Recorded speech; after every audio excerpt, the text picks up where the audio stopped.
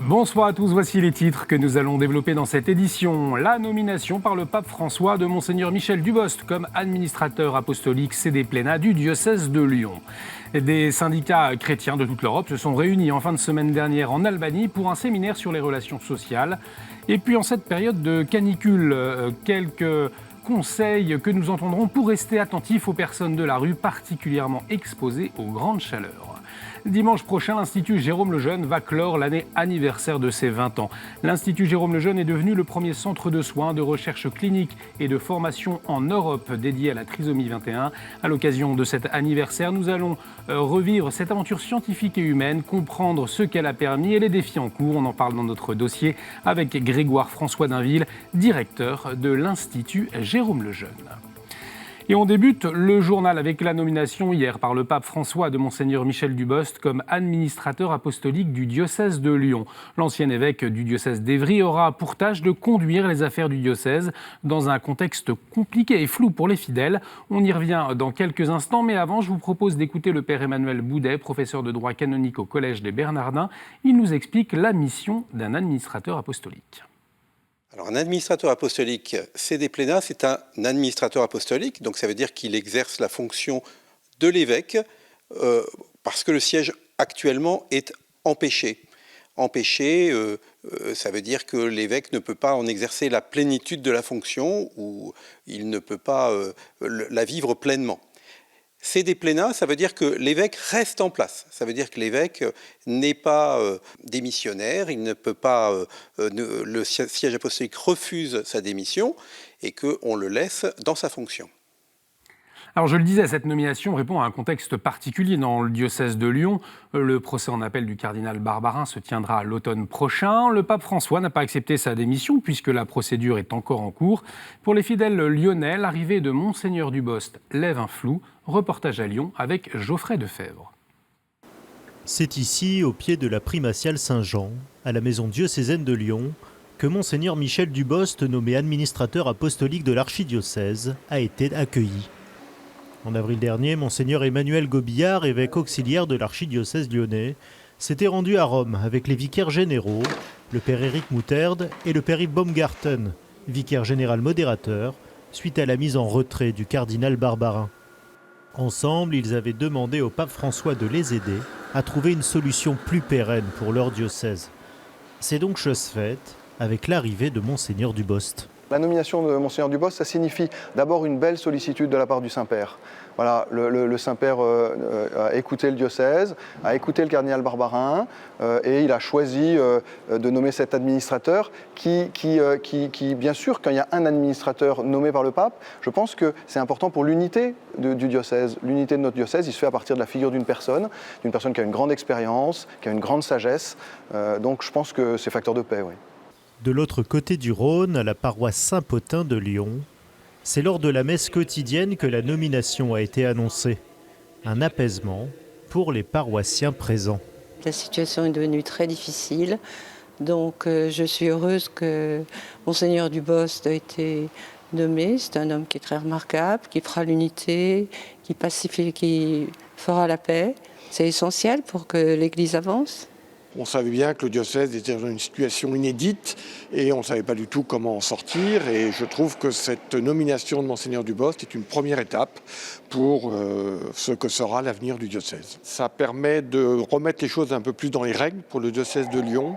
Et je pense que ça va aider à pacifier les choses et à repartir sur un rythme un peu plus normal. Monseigneur Michel Dubost ouvrira vendredi prochain l'année Saint-Irénée, le saint patron de la capitale des Gaules. Dimanche, il présidera les 4 ordinations du diocèse, l'occasion de rencontrer l'ensemble des fidèles qui lui sont aujourd'hui confiés. Si le cardinal Barbarin demeure archevêque de Lyon, c'est donc monseigneur Michel Dubost qui conduira les affaires du diocèse. Il a été prêtre pendant 32 ans et évêque pendant 28 ans. Le 9 août 1989, il est nommé évêque du diocèse aux armées par le pape Jean-Paul II. Il a ensuite été nommé en avril 2000 évêque du diocèse d'Évry. Depuis 2017, il assume plusieurs responsabilités, notamment au sein de la curie romaine et des œuvres pontificales missionnaires. Il nous précise ses futures responsabilités dans le diocèse de Lyon. Il est clair que c'est moi le responsable et que donc je ne réfère à personne, sauf si le pape me demande des choses. Mais il est clair aussi que j'essaierai de le faire en bonne intelligence avec tous les acteurs. Et ils sont nombreux. Et encore une fois, je crois qu'il faut insister, l'Église de Lyon est une Église qui a toujours été très dynamique, qui a eu des difficultés, qui a eu des heurts, mais qui a toujours été très dynamique. Et j'essaierai de m'inscrire là-dedans, mais c'est moi le responsable pour le moment. Un entretien à revoir dans son intégralité sur notre site internet www.ktotv.com. Hier, lundi après-midi, monseigneur Ulrich, archevêque de Lille, a publié un bref communiqué dans lequel il a annoncé qu'un prêtre de son diocèse, le père Régis Bels, curé de Vandeville, était suspendu de toute responsabilité. Monseigneur Ulrich a précisé avoir fait un signalement au procureur de la République et s'en remettre donc à la justice. Cette déclaration fait suite à une accusation faite sur les réseaux sociaux. Le diocèse de Lille, que nous avons joint par téléphone, nous a informé que le mis en cause ne niait pas catégoriquement les faits. Toujours en France, l'actualité est marquée par la canicule qui traverse le pays. Et contrairement au refrain d'une célèbre chanson, la misère n'est pas moins pénible au soleil. Alors que des associations se mobilisent pour soulager les personnes de la rue, en fin de semaine dernière, l'association Entourage, dans les locaux de la Fabrique de la Solidarité de la mairie de Paris, a collecté des produits de première nécessité. L'association Entourage qui ajoute que tous les riverains peuvent agir. On écoute Claire Duisabo du réseau Entourage dont la vocation est d'agir contre la solitude des personnes de la rue. Souvent, on pense aux personnes de la rue l'hiver, au moment de Noël ou pendant la trêve hivernale. Et l'été, c'est une période particulièrement compliquée pour elles. Les grandes chaleurs, la déshydratation, ça rend l'été insupportable à vivre, surtout quand on est dans la rue, que beaucoup d'accueils de jour, de centres, de services, tout simplement ferment. Parce que les associations ferment leurs portes et que beaucoup de voisins sont en vacances. Donc très concrètement, les citoyens peuvent agir, eux, en adoptant des gestes de base. Il y a quelques gestes très simples à adopter. Déjà, aller les voir pour leur demander de quoi elles ont besoin. Souvent, c'est de produits d'hygiène très simples. Bouteilles d'eau, déodorants, t-shirts, sous-vêtements, lingettes aussi. Et puis surtout, avoir des bons conseils à leur donner. Se mettre dans des parcs, à l'ombre, près d'un point d'eau. Et surtout, rester bien visible pour que si jamais il y a un problème, les personnes autour puissent intervenir. Et puis toujours à propos de la canicule, sur les réseaux sociaux, on a pu lire cette astuce pour échapper aux fortes chaleurs, aller chercher le frais dans les églises. C'est également l'occasion de se recueillir. Vendredi prochain, le 28 juin, la Cour de cassation, la plus haute juridiction de l'ordre judiciaire français, rendra une décision concernant Vincent Lambert. Le procureur général François Molins a demandé à la Cour d'invalider la décision prise le 20 mai par la Cour d'appel de Paris. Celle-ci avait alors demandé la reprise des traitements de Vincent Lambert. La Cour de cassation doit maintenant trancher sur une question purement juridique, à savoir si la Cour d'appel était compétente pour prendre cette décision qui relève plutôt de la justice administrative. Si la Cour de cassation suit les réquisitions du parquet général, le médecin pourrait à nouveau arrêter les traitements. Alors avec cette possible décision, une foule de journalistes attendait la réaction de Maître Triomphe, l'avocat des parents de Vincent Lambert. Nous ne remettons pas ici en cause les décisions qui ont été rendues par la justice. Nous demandons le respect des mesures conservatoires qui ont été rendues par une instance onusienne, le Comité des droits des personnes handicapées, dont je rappelle qu'elles ont la même valeur que celle de la Cour européenne des droits de l'homme, puisque l'un et l'autre se reconnaissent, l'un et l'autre, Cour européenne des droits de l'homme et Comité onusien, comme des instances de règlement, d'enquête et de règlement chargées de régler les problèmes qui leur sont soumis. Quel est ce pays dans lequel un État, tout un appareil d'État, avec toute la puissance qui est la sienne, s'acharne sur un homme à vouloir le faire mourir? C'est quelque chose qui restera, je pense, dans les annales de notre pays et que les générations futures regarderont à la consternation, je pense, générale. Hier, monseigneur John Keenan, évêque à Paisley en Écosse, a lancé une pétition contre le jugement d'une cour britannique rendue vendredi. Une juge y autorise des médecins à pratiquer un avortement sur une femme souffrant d'un handicap mental contre son propre gré et celui de sa mère. Pour la juge, il serait en effet préférable de forcer l'avortement plutôt que d'enlever l'enfant à sa mère. En Angleterre, depuis le Children Act, voté en 1989, les parents jugés inaptes à éduquer se voient retirer dès la naissance leurs enfants par les services sociaux. Cette décision, prise par une juge connue pour sa défense de l'avortement, fait beaucoup réagir. Outre-Manche, on écoute Monseigneur Keenan. This woman has already stated that she wants to keep her child. Her mother has promised that she's going to support the woman and the child. In that context, it's a horrific decision which is ironically uniting together the pro-lifers and the pro-choicers against this decision which they strongly object to. Could I also appeal directly to Matt Hancock, the Health Secretary, to intervene with your executive purse to stop this wrong decision? Decisions are wrong on so many levels, and it introduces a dangerous new development in the overreach of the power of the state over its citizens. It's a wrong decision that has to be changed, not just in the interests of this woman and her child, but in the interests of everyone who believes in choice for this country, in the interests of everyone who believes in the prerogatives and the rights of citizens over the state. Thank you. L'équipe de football féminine du Vatican, victime de provocations. Samedi dernier, elle devait disputer son premier match à Vienne face à une équipe autrichienne. Mais pendant l'hymne du Vatican, 3 joueuses autrichiennes ont relevé leur maillot pour montrer des messages pro-avortement. Elles ont ensuite lancé des slogans polémiques sur la position de l'Église catholique au sujet de l'homosexualité. Face à ces provocations, les sportifs du Vatican ont préféré quitter le terrain. Hier, dans un communiqué, les joueuses du Vatican ont rappelé que l'accueil, la capacité à dialoguer et le respect envers celui qui a une pensée différente constituent des qualités auxquelles les femmes ne doivent jamais renoncer. Direction l'Albanie. Les Albanais étaient invités vendredi par Monseigneur Peraghin, administrateur apostolique du pays, à prier et jeûner pour une solution pacifique à la crise que traverse le pays. Des manifestations durent depuis plusieurs mois déjà. Ce vendredi, ils étaient des milliers dans les rues de Tirana, la capitale, pour réclamer de nouveau la démission du Premier ministre socialiste Edi Rama, accusé de corruption.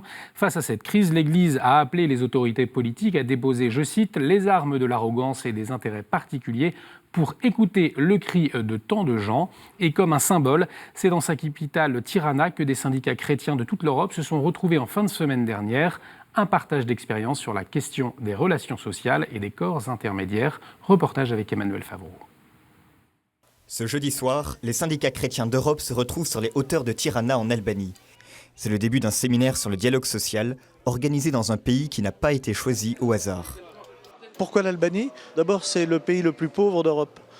Et quand on est chrétien, on s'intéresse aux plus pauvres. Eh bien, on essaye de construire aussi la paix. C'est aussi ça l'enjeu. Et la paix, ça passe par le travail de tous, y compris les organisations syndicales. Parmi les intervenants, l'ambassadeur de France en Albanie souligne la pertinence de ce colloque en des temps troubles pour l'Albanie. Vous arrivez à une période particulière. Grande manifestation organisée par l'opposition en plein cœur de Tirana. Ce qui rend votre séminaire particulièrement intéressant, je pense, mais ce qui montre aussi que le dialogue est absolument essentiel, non seulement entre les partenaires sociaux, mais aussi entre les forces politiques. Rechercher le dialogue plutôt que l'affrontement, c'est dans la société le rôle des corps intermédiaires. Si la France, par sa longue tradition démocratique et syndicaliste, a développé ces instances, ce n'est pas toujours le cas dans d'autres pays d'Europe. Quelques Français sont venus apporter leur expertise à Tirana. Et piloter une entreprise où il n'y aurait pas de représentants, les corps intermédiaires, les institutions représentatives du personnel, en vérité, ça devient un bateau ivre, quelque chose qui est impilotable, très difficile à manager. Une expertise que les syndicats d'autres pays ont su recueillir. Në të cilën në Shqipëri pak funksionon, por prezenca CTFC-s dhe EZA-s sot mori një analizë të problemi. Une pierre pour construire l'Europe dans un pays secoué par les troubles politiques avant les élections du 30 juin.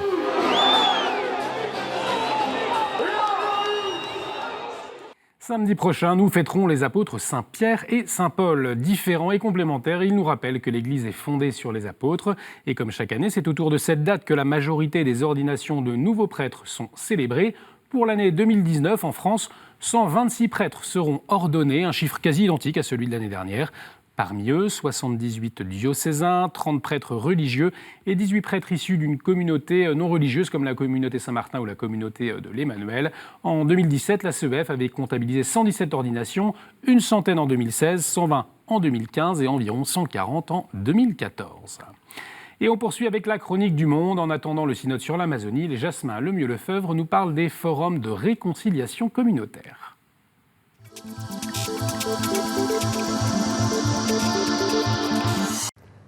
Alors bonjour, le monde se prépare au grand synode sur l'Amazonie, mais en attendant, il y a des initiatives avec les peuples autochtones aux 4 coins de la planète.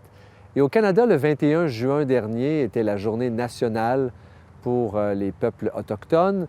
C'est les Premières Nations, les Métis et les Inuits. Et il y a ce qu'on appelle des forums de réconciliation communautaire qui se déroulent un peu partout au Canada. Dans la ville de Québec, il y en avait un au début juin.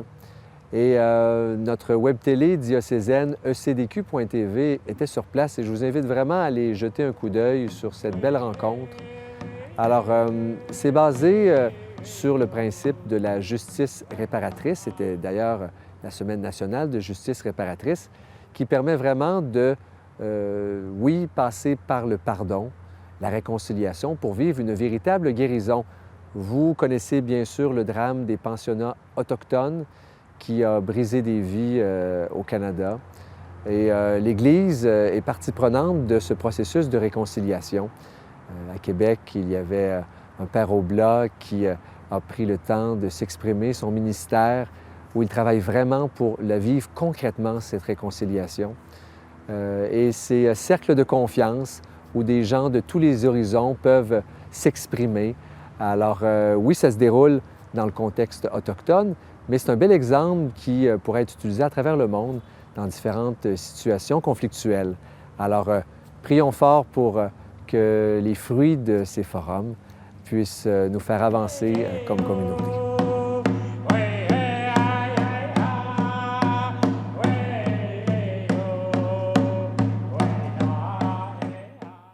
Merci Jasmin. Tout de suite, on retrouve notre invité, c'est le dossier.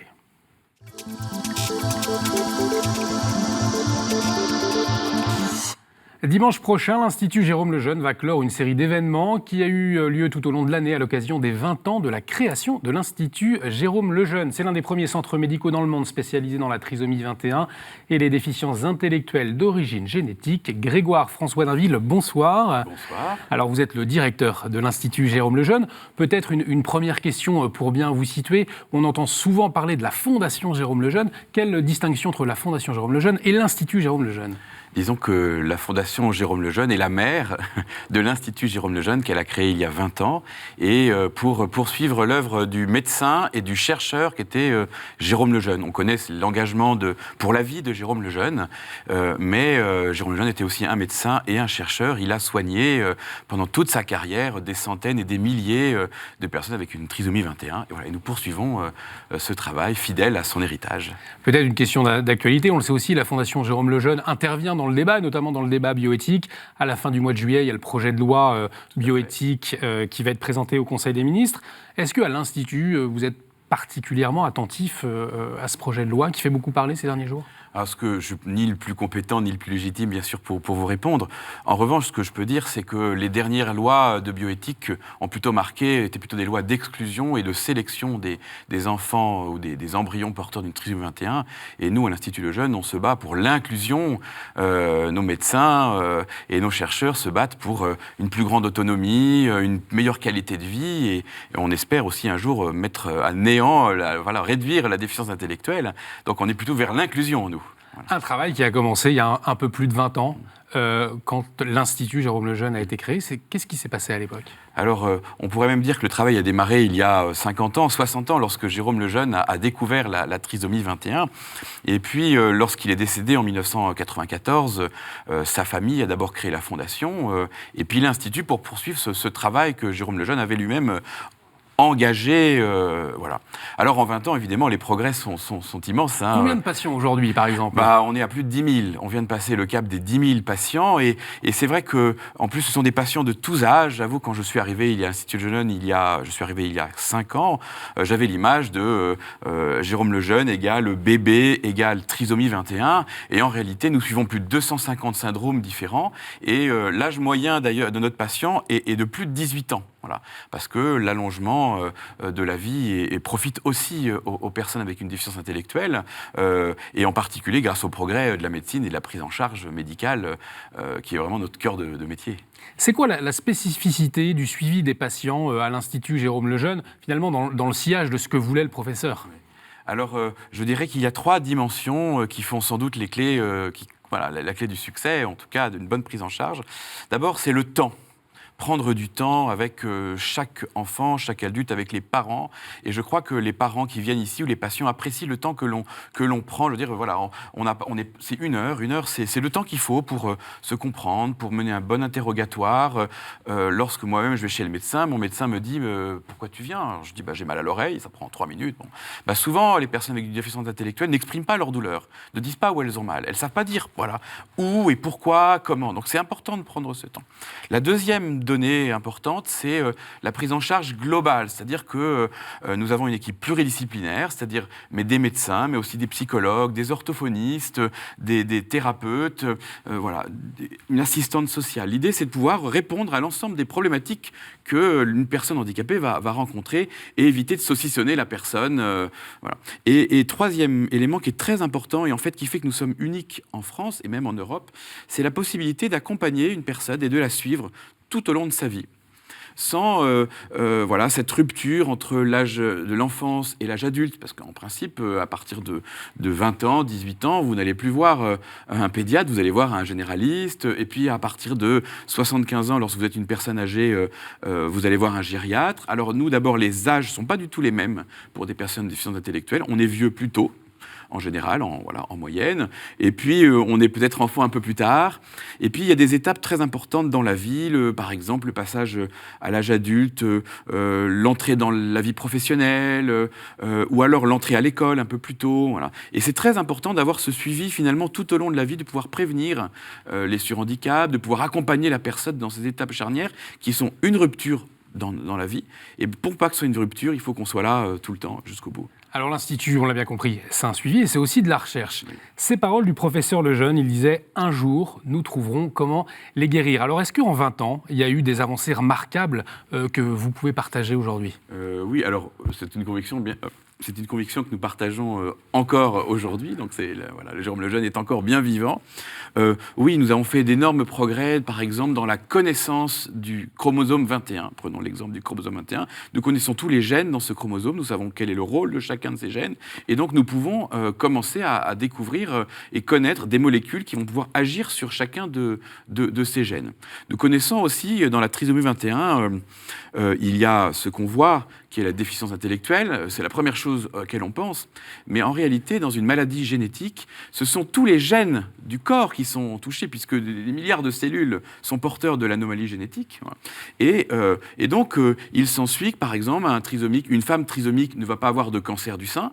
En revanche, les enfants trisomiques vont avoir plus de leucémie, ou ils vont avoir des apnées du sommeil en plus grand nombre, ou ils vont avoir des crises d'épilepsie. Voilà. Donc ça, c'est ce que vous avez découvert en 20 ans, notamment. Voilà, ouais. Et ça, on l'a découvert. Maintenant, on sait le dépister, et on sait le traiter, on sait le soigner, et on améliore sensiblement l'autonomie et la qualité de vie des personnes avec une déficience intellectuelle, en particulier la trisomie 21. Voilà. Ça, ce sont des progrès qui sont immenses. Et puis, j'évoquais donc ces débuts nous sommes à l'ère maintenant ce qu'on appelle des essais cliniques, c'est-à-dire qu'on connaît le rôle des gènes. On sait que quand on a 3 chromosomes, on a trop de gènes. Au lieu d'en avoir 2, on en a 3, vous voyez. Donc, l'activité de ces gènes, elle est trop importante. Et nous avons déjà identifié des médicaments, des molécules qui vont pouvoir ramener, on va dire, à la normale l'activité de ces gènes. Et nous avons plusieurs essais thérapeutiques en cours. Nous avons testé ces molécules sur des souris, sur des modèles animaux. Et aujourd'hui, on travaille sur l'homme, voilà, sur des enfants et des adultes. Une recherche qui sert les personnes atteintes de trisomie 21, mais pas seulement. Au fond, ça sert aussi pour toute la société. Oui. Alors ça, c'est aussi une des grandes découvertes de ces dernières années, c'est que j'évoquais par exemple le cas du cancer du sein, dont les femmes trisomiques sont quasiment pas atteintes, mais on peut aussi évoquer la maladie d'Alzheimer. Les trisomiques ont plus la maladie d'Alzheimer que la population générale. Et donc, effectivement, travailler sur la trisomie 21, ça permet de travailler aussi sur l'Alzheimer, ça permet de travailler sur le cancer du sein. Peut-être que les femmes trisomiques sont protégées du cancer du sein. Et lorsqu'on le saura, effectivement, les femmes trisomiques vont sauver les femmes, toutes les femmes de la planète du cancer du sein. Quels sont aujourd'hui les défis, les recherches en cours à l'Institut Jérôme Lejeune? Alors, nous travaillons sur tous les âges. Voilà. Tous les âges, que ce soit l'âge, les nourrissons, et que ce soit au bout de la chaîne, le grand âge avec la maladie d'Alzheimer. Et nous préparons des essais thérapeutiques qui vont bénéficier d'abord aux personnes trisomiques vieillissantes, mais aussi à la population générale. Alors, le grand défi, c'est d'abord un défi de continuer d'identifier des molécules, parce qu'il y a des molécules qui marchent sur la souris, mais l'homme n'est pas une souris. Donc il faut toujours continuer de chercher. Ensuite, le grand défi, c'est la sécurité. C'est-à-dire qu'on ne peut pas se permettre non plus de rendre plus malades des personnes qui ne le sont pas. Et un médicament, c'est quand même une drogue, hein, c'est toxique. Alors il faut beaucoup travailler sur les questions de sécurité. Et puis un des gros défis aussi, c'est d'arriver à pouvoir trouver des outils qui vont permettre de mesurer les progrès qui ont été atteints, objectiver ces progrès. Et donc, il faut développer des échelles, on appelle ça des échelles psychométriques, d'avoir la bonne loupe qui va permettre de voir les progrès. Et aujourd'hui, on a des verres ou des loupes qui ne sont pas assez précises. Et on mesure peut-être un passage de 10 à 20 points de QI, de 20 à 30 points de QI, mais on a du mal à mesurer le passage de 10 à 12, de 12 à 14, parce que nos outils ne sont pas assez précis. Donc on a aussi développé des programmes de recherche pour découvrir le bon outil qui va permettre de mesurer le progrès réel. Eh bien, écoutez, merci beaucoup, Grégoire François Dainville, d'avoir accepté notre invitation. Merci pour toutes ces précisions. Merci à vous de nous avoir suivis. Cette émission est à revoir sur notre site internet www.ktotv.com. Vous pouvez également réagir avec le hashtag à la source. On se retrouve jeudi. Excellente soirée sur KTO.